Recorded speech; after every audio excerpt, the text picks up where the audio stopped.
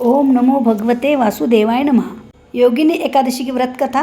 व्रत की कथा सुनने से पहले एक लोटा जल रख ले और अपने सीधे हाथ में थोड़े से तिल और एक पुष्प रख ले। उसके बाद ही कथा सुननी होती है, क्योंकि कथा खाली हाथ नहीं सुनी जाती है। तो इस पावन और पवित्र दिन की व्रत कथा श्रवण करते हैं। भगवान श्री हरि विष्णु और माँ लक्ष्मी जी के चरणों में नमन करके कथा का आरंभ करते हैं। पौराणिक कथा के अनुसार एक बार धर्मराज युधिष्ठिर ने भगवान श्री कृष्ण से कहा, हे त्रैलोकीनाथ, मैंने ज्येष्ठ माह के शुक्ल पक्ष की निर्जला एकादशी की कथा सुनी। अब आप कृपा करके आषाढ़ माह के कृष्ण पक्ष की एकादशी की कथा सुनाइए। इस एकादशी का क्या नाम है तथा महात्मा क्या है? श्री कृष्ण ने कहा, हे पांडुपुत्र, आषाढ़ माह के कृष्ण पक्ष की एकादशी का नाम योगिनी एकादशी है। इसके व्रत से सभी पाप नष्ट हो जाते हैं। यह व्रत इस लोक में भोग तथा परलोक में मुक्ति देने वाला है। हे धर्मराज, यह एकादशी तीनों लोकों में प्रसिद्ध है। इसके व्रत से सभी पाप नष्ट हो जाते हैं। तुम्हें मैं पुराण में कही हुई कथा सुनाता हूँ, ध्यान पूर्वक श्रवण करो। कुबेर नाम का एक राजा अलकापुरी नाम की नगरी में राज्य करता था। वह शिव भक्त था। उनका हेममाली नामक एक यक्ष सेवक था, जो पूजा के लिए फूल लाया करता था। हेममाली की विशालाक्षी नाम की अति सुंदर स्त्री थी। एक दिन वह मानसरोवर से पुष्प लेकर आया, किंतु कामासक्त होने के कारण पुष्पों को रखकर अपनी स्त्री के साथ रमण करने लगा। इस भोग विलास में दोपहर हो गई। हेममाली की राह देखते देखते जब राजा कुबेर को दोपहर हो गई, तो उसने क्रोधपूर्वक अपने सेवकों को आज्ञा दी कि तुम लोग जाकर पता लगाओ कि हेममाली अभी तक पुष्प लेकर क्यों नहीं आया। जब सेवकों ने उसका पता लगाया तो राजा के पास जाकर बताया, हे राजन, वह हेममाली अपनी स्त्री के साथ रमण कर रहा है। इस बात को सुन राजा कुबेर ने हेममाली को बुलाने की आज्ञा दी। डर से कांपता हुआ हेममाली राजा के सामने उपस्थित हुआ। उसे देखकर कुबेर को अत्यंत क्रोध आया और उसके होठ फड़फड़ाने लगे। राजा ने कहा, अरे अधम, देव भगवान शिव जी का अपमान किया है। मैं तुझे श्राप देता हूँ कि तू स्त्री के वियोग में तड़पे और मृत्युलोक में जाकर कोड़ी का जीवन व्यतीत करे। कुबेर के श्राप से वह तत्क्षण स्वर्ग से पृथ्वी पर आ गिरा और कोड़ी हो गया।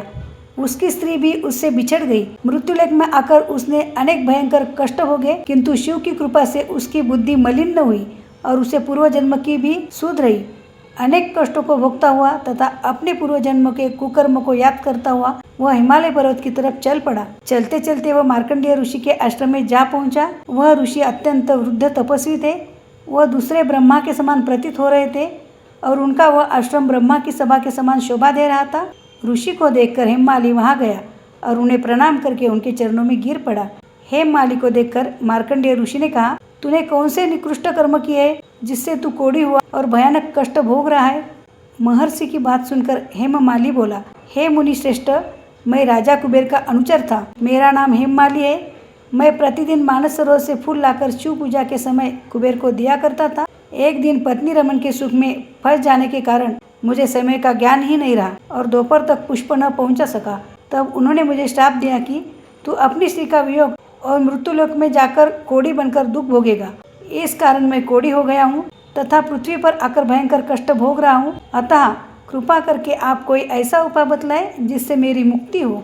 मार्कंडेय ऋषि ने कहा, हे हेममाली, तूने मेरे सन्मुख सत्य वचन कहे, इसलिए मैं तेरे उद्धार के लिए एक व्रत बताता हूँ। यदि तू आषाढ़ माह के कृष्ण पक्ष की योगिनी नामक एकादशी का विधान पूर्वक व्रत करेगा तो तेरे सभी पाप नष्ट हो जाएंगे। महर्षि के वचन सुने हेममाली अति प्रसन्न हुआ और उनके वचनों के अनुसार योगिनी एकादशी का विधान पूर्वक व्रत करने लगा।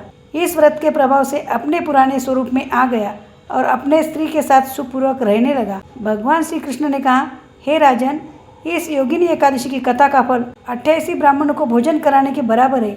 इसके व्रत से सभी पाप नष्ट हो जाते हैं और अंत में मोक्ष प्राप्त करके प्राणी स्वर्ग का अधिकारी बनता है। तो यह कथा यही समाप्त होती है। इस योगिनी एकादशी का महात्मा श्री कृष्ण भगवान ने खुद अपने वाणी से श्री युधिष्ठिर से कही। वही कथा मैंने आपके सामने प्रस्तुत की है। यदि कथा पसंद आए तो वीडियो को लाइक कीजिए। चैनल पे नए हो या पहली बार आए तो चैनल को सब्सक्राइब करना बिल्कुल भी ना भूलिए। साथ ही में बेल आइकन भी क्लिक करें।